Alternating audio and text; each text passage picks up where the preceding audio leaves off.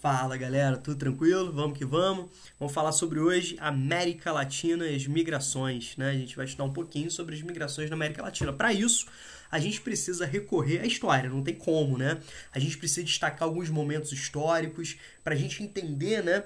Atração, repulsão, direcionamento dos fluxos migratórios, tá bom? Então a gente precisa, de fato, né? Entender um pouquinho, né, do processo histórico, né? Destacar, obviamente, alguns pontos. Não tem como aqui, né, falar sobre toda a trajetória. Ao mesmo tempo, a gente precisa entender, quando a gente fala de América Latina, a gente está falando de uma forma de regionalização do continente americano. E o que é regionalizar para a geografia? Regionalizar para a geografia é pegar um todo, que nesse caso é a América, o continente americano, e dividir em partes, né? A partir de um ou mais critérios. E, obviamente, os critérios, né, utilizados, ou o critério utilizado, ou os critérios utilizados, estão baseados nos seus objetivos, tá certo? Quando a gente não fala de América Latina, a gente está falando de uma divisão, né, através de línguas oficiais, ou seja, a base é a língua oficial. Dentro desse aspecto, a gente tem uma divisão clássica, né, em América Latina e América Anglo-Saxônica, né? Então aqui, ó, América Latina e América Anglo-Saxônica. Legal? O que acontece, galera? O continente americano é protagonista, né, no processo de colonização, no processo de expansão marítima, né, com as grandes navegações comandadas por potências europeias. Vai ser disputado, né, por grandes potências. O pioneiro Portugal, né, Espanha na sequência, depois Holanda, França, Inglaterra, estas, né, sendo chamadas de expansões tardias, bacana, vão levar a um processo de ocupação, de disputas territoriais, e dentro desse processo de colonização nós temos a destruição, né, de toda a organização socioprodutiva local e ao mesmo tempo um forte, né, etnocídio. E dentro desse conjunto, nós temos um dos aspectos extremamente importantes, a imposição da língua, a imposição da cultura, a imposição da língua do dominador. É uma das formas, né, de favorecer o controle, de favorecer a dominação. É justamente destruir aquela cultura cuja justificativa era uma das justificativas mais ridículas possíveis, que era justamente afirmar que a sua cultura era superior, né, à do outro, né? Beleza? Dentro de um olhar que a gente chama de etnocentrismo, né?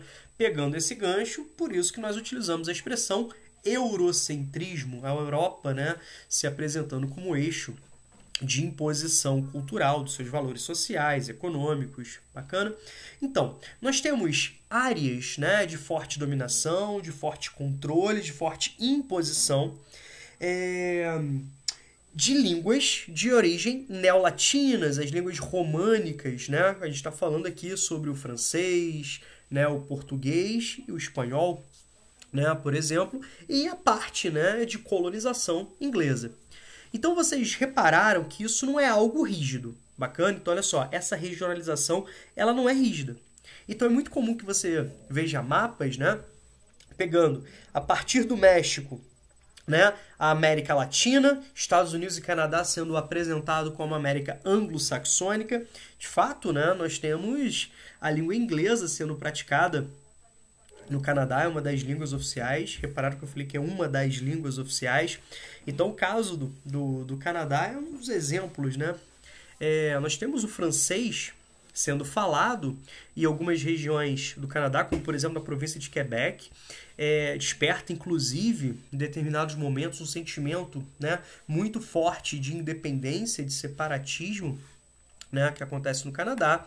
Nós temos outros aspectos, como por exemplo no Paraguai, né, que temos a língua guarani também como a língua oficial, línguas nativas sendo utilizadas, né, Suriname aqui, ó, falou holandês, né, por exemplo, certo?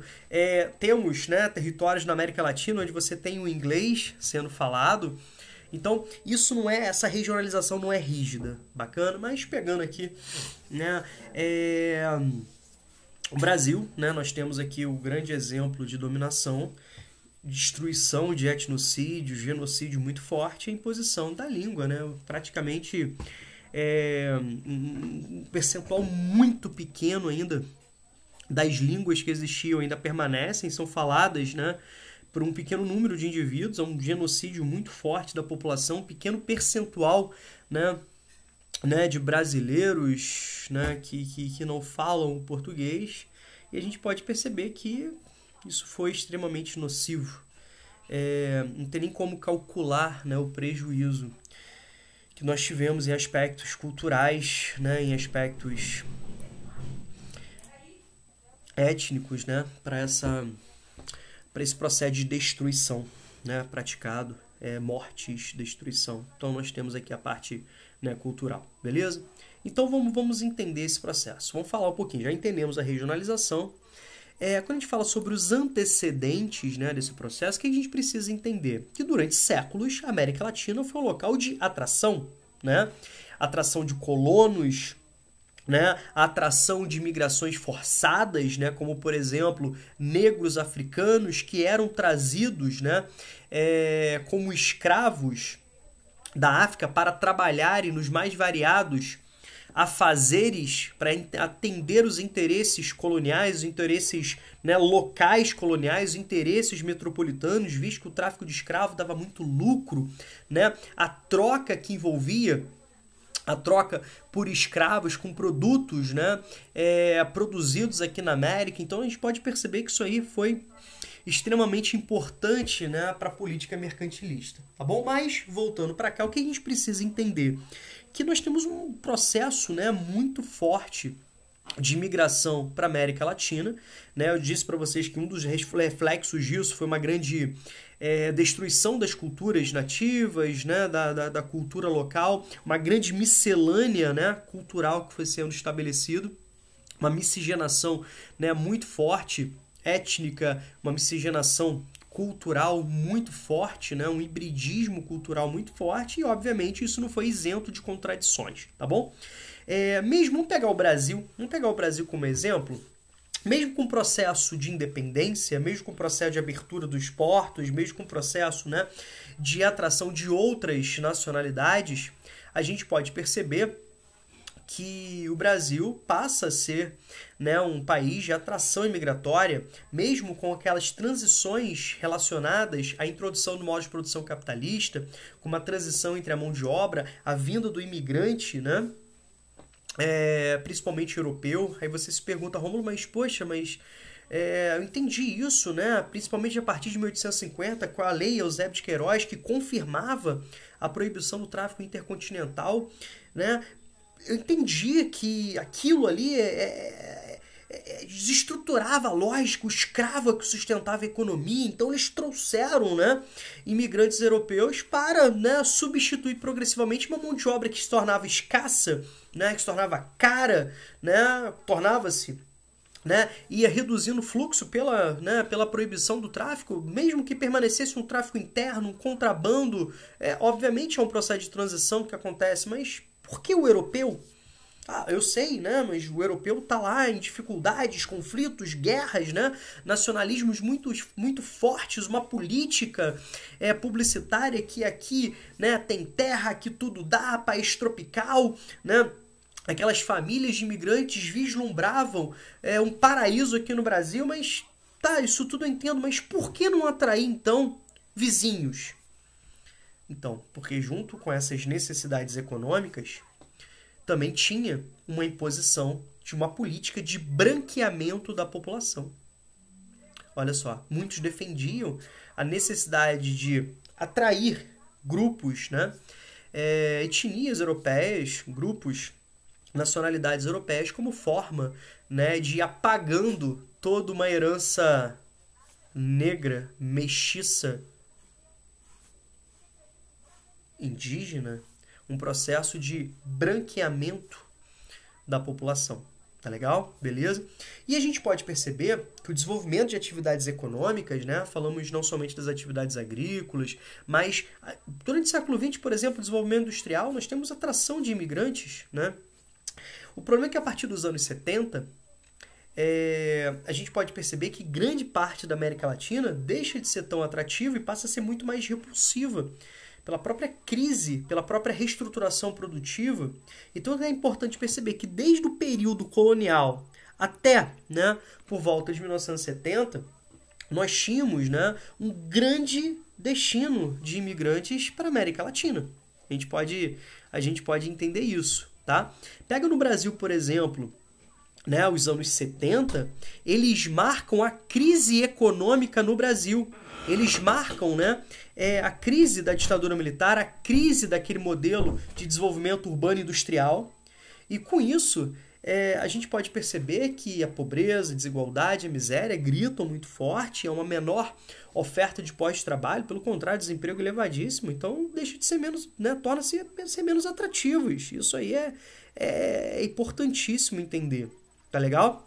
Então, ó, dos anos 70 até hoje, a gente pode perceber que o saldo migratório é um saldo migratório negativo, né, em muitos países na América Latina. Como assim? Tem mais saída do que entrada, ou seja, tem mais emigração do que imigração. Tudo bem? Tem mais pessoas indo embora do que chegando. Legal? Então a gente pode perceber, então, ó, a América Latina, né, torna-se uma grande saída de imigrantes, certo? Contrariando séculos de atração, séculos de imigração. E o Brasil pode ser visto como um exemplo clássico dessa relação aqui, tá bom? Aí você deve estar se perguntando, Rômulo, por que isso, né? Vamos botar aqui, ó, principal causa. Quando a gente fala de imigração, a gente tem que entender repulsão e atração. E a gente entender que tem fatores. Nós temos fatores de ordem étnica, cultural. Ó, por exemplo, durante os séculos, né, alguns grupos religiosos fugidos de perseguições na Europa vieram se refugiar na América Latina. Olha, por exemplo, o cristão novo, né, aquele judeu que foi forçado a se batizar, né, veio fugido da Europa, né, inclusive com um nome, né, cristão, e outros exemplos, né, protestantes que vieram fugidos da Europa por perseguições, que vieram, né, para a América para tentar, de certa forma, né, ter uma nova realidade de vida, ter um novo, né, ter uma nova vida, né, aqui na América, certo? Então temos fatores políticos, perseguições, olha, durante as ditaduras militares da América Latina, as perseguições, né, políticas e ideológicas, certo? Só que o principal explicador, os principais fatores estão relacionados a fatores socioeconômicos, como, por exemplo, desemprego, miséria, violência, pobreza, busca de melhores condições de vida. Tá legal? Então a gente pode perceber isso, né? A pobreza, né, está diretamente relacionada às desigualdades, às contradições socioeconômicas. Dentro desse aspecto, né, a gente precisa entender o seguinte, beleza, eu já entendi que a América Latina, né, ela passou a ter maior repulsão do que atração. Isso tem a ver com as próprias condições socioeconômicas, com as próprias, né, realidades econômicas e produtivas, né? Legal, certo? E a gente precisa entender, então, os principais destinos, né, desses indivíduos, né, que se deslocam para outras regiões, que deixam sua área de origem. Obviamente, a gente precisa entender aspectos socioeconômicos. Então, os países desenvolvidos são os grandes destinos, certo? Então, pegando aqui na América, nós temos as chamadas migrações extra-regionais, ou seja, para fora, né, da América Latina. Então, aqui na América, Estados Unidos e Canadá, é sempre bom falar sobre as políticas recentes e migratórias, né? A globalização, ela tem...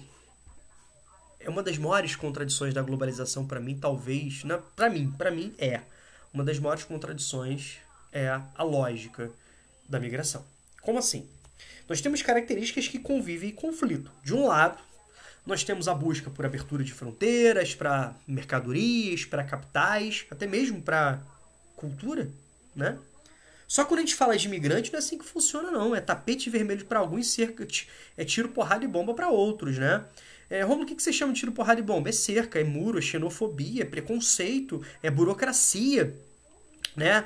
E os Estados Unidos aí, como principal destino, né, imigratório, ele tá dentro, né, desse aspecto de análise. Pegando aqui, para a gente não ir muito, né, muito longe na história, vamos pegar de 94 para cá, governo Bill Clinton, momento onde nós temos assinatura de um acordo regional envolvendo Estados Unidos, Canadá e México, o famoso NAFTA, né, o mercado regional, que caminhava para um processo, né, de fortalecer a integração comercial entre os países, mas favorecer a integração comercial, ninguém está falando nada de livre circulação de pessoas, mas e o medo, né, disso estimular um processo de maior atração de latinos, mexicanos, né, e outras outras nacionalidades, né, latino-americanas, utilizando como porta, né, de entrada, né, o México, faz com que o governo Bill Clinton inicie um processo de construção de um muro, literalmente, uma barreira física, um muro, né? Enquanto o mundo estava destruindo os seus muros, né, como o muro de Berlim e tal, os Estados Unidos estavam construindo muros. A gente precisa destacar isso, né? E o Trump, né? O Trump tá aí, uma das suas principais bandeiras que o elegeu foi justamente a construção de um muro, que segundo eles, os próprios mexicanos iam pagar os custos, né, desse muro a ser construído, ou seja, seria a complementação, seria essa terceira etapa, né, de ampliação e de concretização desse muro, que começou numa primeira etapa em 94 com Bill Clinton, nós tivemos uma segunda etapa e a terceira etapa queria dar, né, a conclusão seria do Trump. Talvez ele poderia colher os louros históricos desse muro segregacionista, né, que até hoje não saiu do papel. Há muita pressão política, uma pressão nacional, né? O Trump, ele tem dificuldades de manejos, né, internos, ele não conseguiu a verba, né, para a construção desse muro. Ele até ameaçou, né, que ia usar como uma medida de segurança e, consequentemente, ele não precisava pedir autorização do Congresso, mas até hoje nós não temos isso. Mas a gente pode perceber o aumento da burocracia para entrar nos Estados Unidos.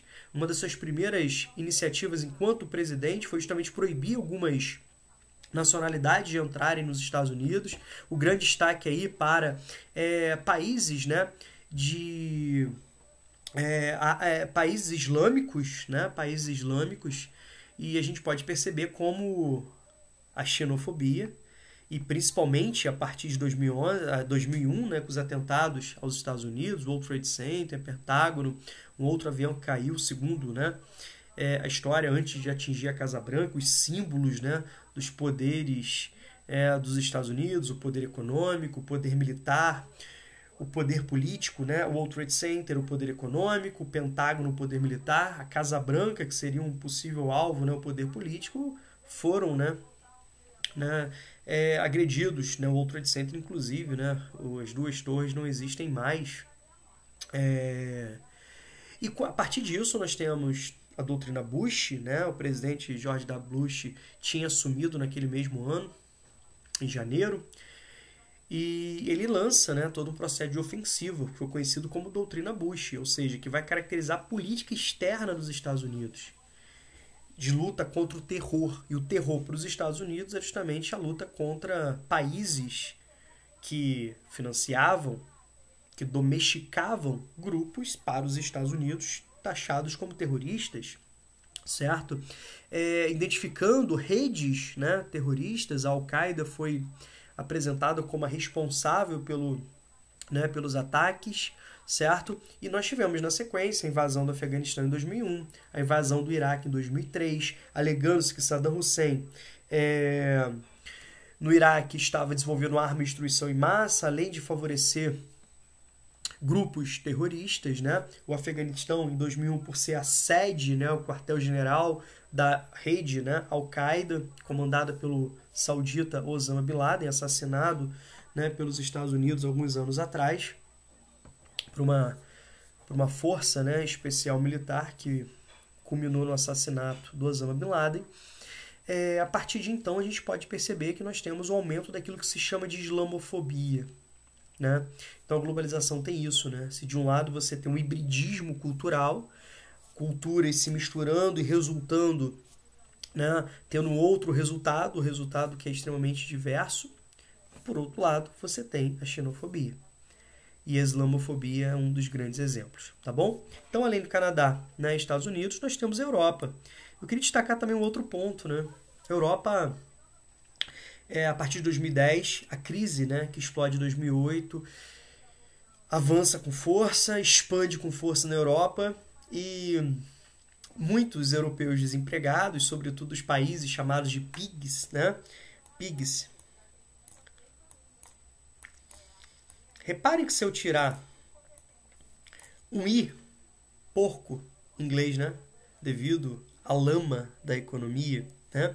Então, Portugal, Itália, Irlanda, Grécia e Espanha, os países, né, que nesse momento em maiores dificuldades econômicas, eles vão se destacar por muitos, né, deixarem de ser tão atrativos, e muitos migrantes desses países vieram para a América Latina e foram bem recebidos, né, com tapete vermelho por vários países, inclusive para o Brasil, né? Uma situação de crise europeia muito forte, o Brasil ainda estava, né, com um mercado produtivo muito aquecido, né, uma estrutura produtiva ainda bastante aquecida nesse contexto aí, mesmo que já apresentando sinais, né, de desaceleração econômica, mas se tornou destino para esses imigrantes. E o Brasil recebe, né, com tapetes vermelhos, diferentemente quando a gente tem, né, de migrações recentes, né, como por exemplo do Haiti, né, da Venezuela, a gente pode perceber que a situação é outra, né, a situação muda, né, bacana, beleza. E a gente também tem as migrações intra-regionais. Quando a gente fala de migrações intra-regionais, é importante perceber países, né, emergentes. Então, quando a gente fala de países emergentes, países que cresceram economicamente nos últimos anos, na última década, embora preservando estigmas do subdesenvolvimento, mas tiveram uma emergência econômica muito forte pelo grande avanço, né, urbano-industrial. Entre eles, o Brasil. É um exemplo, né, certo, de um país emergente. E o Brasil atraiu bastante, né, imigrantes, sobretudo no início do século XXI, principalmente a partir de 2004, 2005, né, até 2011, 2012, o Brasil atraía muitos vizinhos, certo? Latino-americanos. O México, né, uma outra também potência regional, a Argentina, né, o Chile, e eu queria chamar a atenção aqui para o Paraguai, né? Ou seja, muitos brasileiros a partir dos anos 70, no momento de avanço da fronteira agropecuária, estimulados por uma política, né, do governo paraguaio de criar lotes de terras para atrair investidores, no caso, investidores e empresários agrícolas, atraíram muitos brasileiros. E esses brasileiros passaram a ser chamados de brasiguaios, né? Passaram a ser chamados de brasiguaios. Beleza? Certo? Então nós temos aqui os principais destinos das migrações. Migrações fora, extra-regionais, né, para fora da América Latina, e migrações que ocorrem entre os países da América Latina. Repararam que o fator que une, o superbonder que une aqui são justamente os fatores socioeconômicos? Repararam? A busca de emprego, melhores condições de vida, melhores salários, possibilidade de continuar e avançar nos estudos. Tá? Então a gente precisa entender isso, beleza? Certo? Então vamos lá, vamos devagarzinho. Ó. O maior fluxo de imigrantes latino-americanos se dirige para países da própria região, ou seja, há um processo de migração, né, para dentro da própria região. Isso acontece por quê? Por vários aspectos. Por vários aspectos. A lógica do desenvolvimento regional, como eu citei para vocês, existem alguns países emergentes, né? Beleza? Existem alguns países emergentes, certo? Segundo, quando a gente fala de país desenvolvido, a gente tem que lembrar da cerca, do muro, da xenofobia, da burocracia, certo? Da seletividade migratória. Então, a gente pode perceber o sentimento de anti-imigração ou xenofobia existente nos Estados Unidos e países europeus. Isso vai estimular que muitos, né, se direcionem aos Estados Unidos. Recentemente, né, há um desestímulo muito grande com base no governo Trump, né, assim como ele vê o imigrante, certo? Beleza? Leis de migrações restritivas adotadas por esses países. Então a gente pode perceber que, de fato, né, temos uma dificuldade maior de entrar nos países. O Brasil recentemente tirou a obrigatoriedade de visto, né, para estadunidenses, e o inverso não aconteceu. Como que o Brasil adotava isso, né? O Brasil, durante muito tempo, adotou a seguinte lógica, né? A seguinte lógica.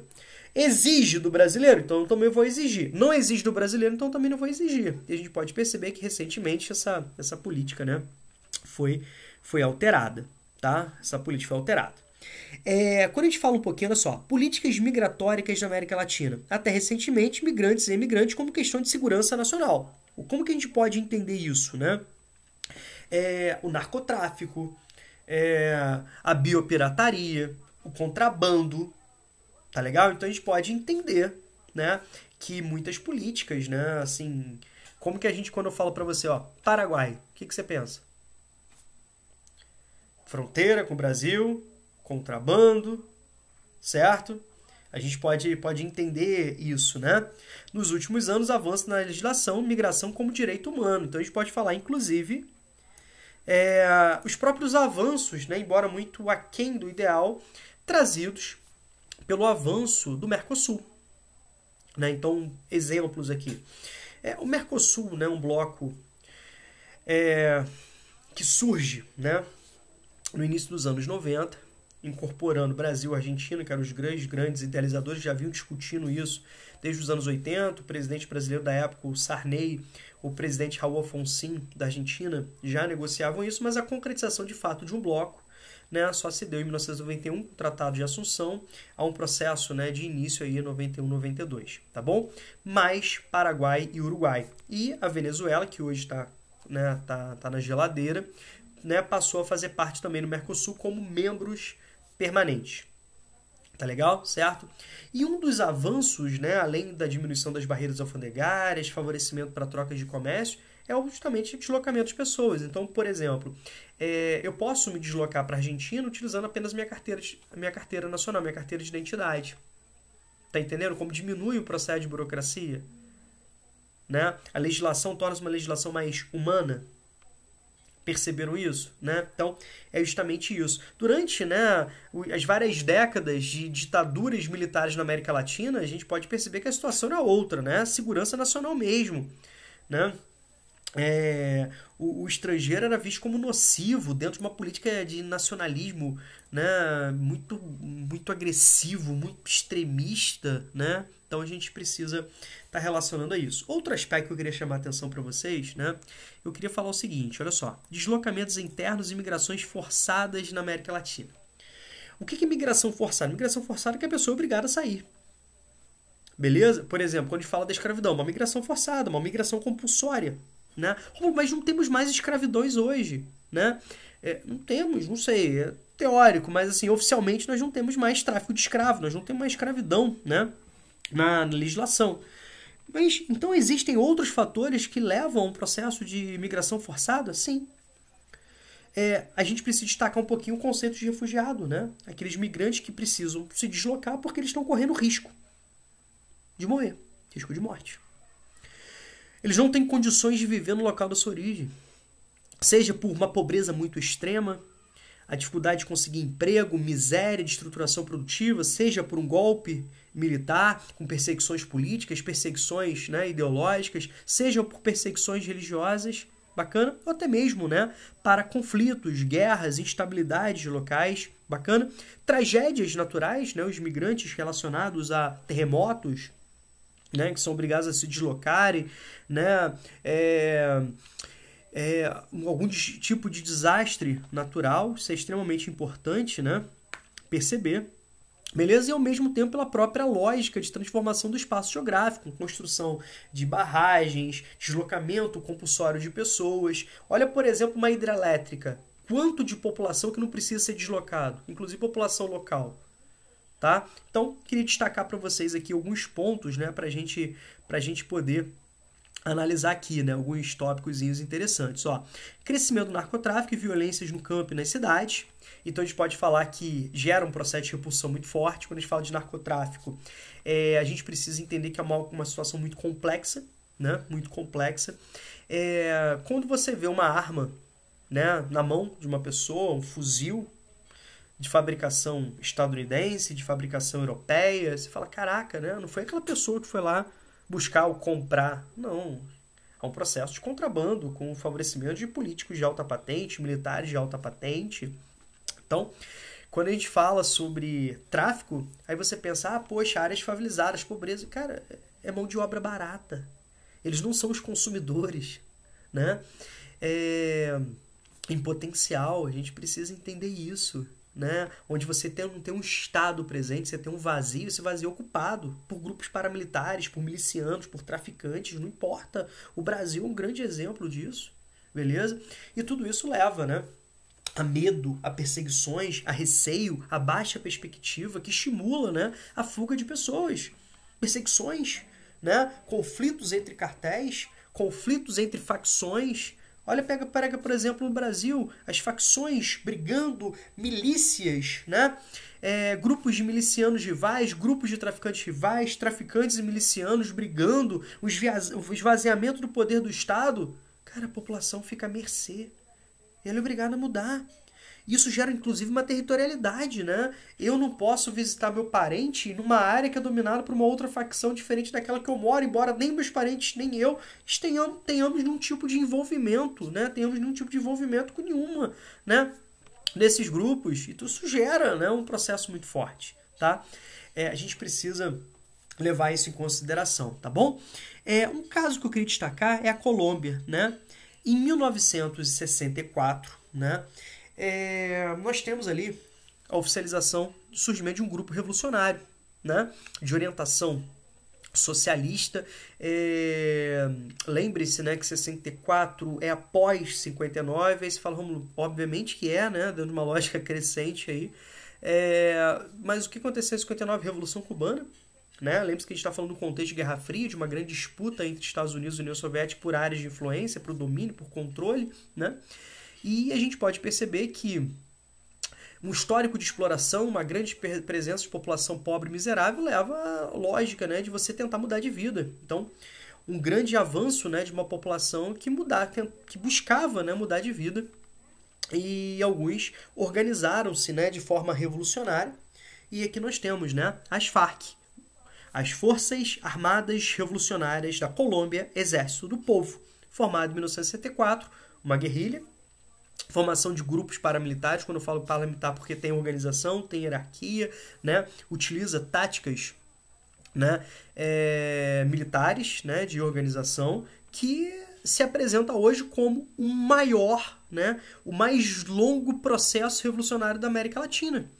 O que eles querem? A nacionalização. O que eles querem? A estatização dos bens. O que eles querem? Reformas sociais, reformas fiscais, reformas urbanas, certo? Movimentos sociais.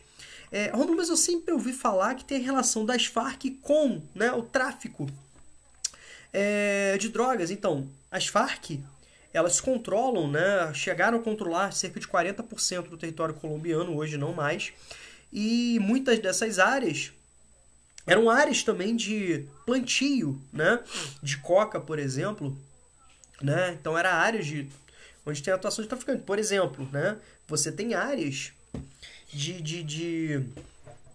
você tem áreas, né, dominadas pelo tráfico, cara, mas que não necessariamente a pessoa que mora ali está envolvida, né? Mas de fato a gente precisa entender a cultura também, né? Ou seja, a parte do plantio da coca faz parte da economia, né, de muitos países, né? Temos os cocaleiros, por exemplo, na Bolívia, né? Ou seja, uma população pobre, rural, camponesa que vive, né, do plantio da coca, certo? Então a gente precisa entender, né, assim, aspectos que não cabem, né? Não tem como a gente analisar aqui, beleza? O que isso leva, né? Quando a gente está falando de Guerra Fria, socialismo, proposta revolucionária, bacana, você pode perceber, obviamente, o envolvimento dos Estados Unidos, né? Os Estados Unidos, eles criaram vários planos oficiais e não oficiais de apoiar governos, muitas das vezes governos fantoches, né, na Colômbia, para lutarem, para tentarem massacrar, né, os revolucionários. E talvez o grande e principal envolvimento oficial, porque extraoficialmente nós temos aí, né, o envolvimento, né, de agências de inteligência dos Estados Unidos, né, de militares, né, envolvidos nesses conflitos. Bacana, a gente pode perceber os interesses dos Estados Unidos obscuros por trás, certo? Talvez o principal tenha sido o Plano Colombo, né? Ou seja, um programa oficial de auxílio, de financiamento, de direcionamento de recursos econômicos para que o governo colombiano lute contra, né, esse grupo de revolucionários. Bacana. O justificativo dos Estados Unidos, que eles eram os grandes traficantes, então destruindo aquilo ali, evitava que drogas fossem produzidas e consequentemente direcionadas para os Estados Unidos, tá bom? Em 2016, nós tivemos uma tentativa de acordo de paz que não foi cumprido pelo governo, então muitos guerrilheiros voltaram, né, a, a recorrer, né, à luta armada nesse contexto. O fato é que é um conflito muito grande, que inclusive extrapola os limites da Colômbia, né, gerando um problema geopolítico ali que vai envolver outros países. O Brasil está na fronteira, né, é importante lembrar disso em vários aspectos, né, e esse conflito, né, a gente está falando desde 1964, né, leva a um processo migratório, mas como eu disse, nos últimos anos nós temos um enfraquecimento aí desses conflitos, mas que já apresentou desde 64 até hoje vários momentos assim de grande latência, né, de grande intensificação aí dos conflitos, e as pessoas migram, tá bom? Então quando a gente fala assim, né, Brasil, países emergentes, a gente pode falar sobre a grande atração imigratória no primeiro momento, tá? E com isso a gente pode, falando, né, sobre uma ação migratória no primeiro momento, só que é um processo de modernização. Então quando a gente fala processo de modernização, a gente tem que pensar que são grandes empresários agrícolas, grandes industriais. Quando a gente fala de grandes empresários agrícolas, o que a gente pensa? Modernização do campo, máquinas, isso leva a desemprego, isso leva a miséria. Né? Isso gera desemprego, a falência do camponês, o pequeno agricultor falindo. As pessoas são forçadas a migrar, deixar o campo, né? Com a chegada do agronegócio, desse modelo empresarial que desestrutura uma produção familiar, uma produção de subsistência, uma policultura, uma produção de alimentos voltados para o mercado interno, que vai gerar um processo de favorecimento de uma agricultura empresarial, de uma agricultura patronal, voltada a produzir para o mercado, sobretudo produtos, né? Monoculturas de exportação, grandes valorizadas no mercado internacional, como as commodities, né? As matérias-primas que são a base da economia, são produtos primários, né? Com pouco ou nenhuma transformação, que os valores são definidos em bolsas de valores, onde você tem empresas ali responsáveis por fazer esse intermédio entre os grandes produtores e os grandes compradores, como a soja aqui no Brasil, né? E com isso você tem pessoas deixando. Quando a gente fala de indústria também, a gente precisa pensar na mecanização, na robotização, na automação, que leva a desemprego, né? A fuga de indústrias de determinadas áreas. Legal? Quando a gente fala de desastres ambientais, pegamos o exemplo do caso do Haiti, né? Com os terremotos em 2010, por exemplo. Olha aqui, ó, construção de barragens para hidrelétricas, né? E para abrigar rejeitos de mineração. Brasil, né? Olha, por exemplo, os grandes projetos na Bacia Platina, onde nós temos um grande número de atingidos por barragem, rios de planaltos que favorecem, né, a energia, a produção de energia hidrelétrica, bacana, onde muitas famílias precisam sair. Olha os grandes projetos recentes na Bacia Amazônica, Belo Monte, Giral e Santo Antônio. Olha quantas comunidades ribeirinhas que foram, né, obrigadas a saírem, comunidades indígenas que foram obrigadas a saírem, comunidades extrativistas, né, que foram obrigadas a saírem, pequenos pescadores, pequenos agricultores que foram obrigados a saírem, certo? Bacana? Olha os grandes desastres ambientais em Mariana, na barragem do Fundão, dejetos, né, oriundos de um processo de prospecção mineral, controladas pela Vale, uma empresa, né, que foi privatizada recentemente no Brasil, nos anos 90, né, no Brasil. Era Vale do Rio Doce, criado por Getúlio Vargas, para atender as necessidades de desenvolvimento urbano e industrial no Brasil, certo? Hoje uma empresa privada que tem várias outras empresas, né, ligadas, que foram responsáveis por aquilo que se chama dos maiores desastres ambientais da história do Brasil, cujos resultados, cujas perdas materiais, humanas, ambientais são imensuráveis. E até hoje os responsáveis não responderam de fato à justiça, né? A implementação de megas projetos de mineração, como por exemplo no norte do Brasil, região de Carajás, também de atuação da Vale, de outras empresas também transnacionais que levam, né, um processo de desapropriação de terras, não somente para as áreas de prospecção, mas áreas onde vão passar, por exemplo, né, infraestrutura de transporte, como ferrovias, para gerar esse deslocamento, né, esse transporte de minérios. Então, reparem que o Brasil aqui se enquadra, né, em praticamente todos, né? Se a gente pensar que a questão das Farc extrapola, né, os limites colombianos, atingindo outros, inclusive o Brasil, certo? Porque esses guerrilheiros vão se refugiar em áreas de floresta, em áreas de maior, né, dificuldade de acesso, vão utilizar essas áreas, né, como estratégia de resistência, né? Beleza? A gente pode pensar que o Brasil se relaciona a todos aí. Tá legal? Beleza? Tá diretamente relacionado a todos. Então, gente, nós temos aqui uma visão aí, né, desse tema. Espero que tenha ficado claro para vocês. Qualquer dúvida, eu estou à disposição, tá bom? Grande abraço.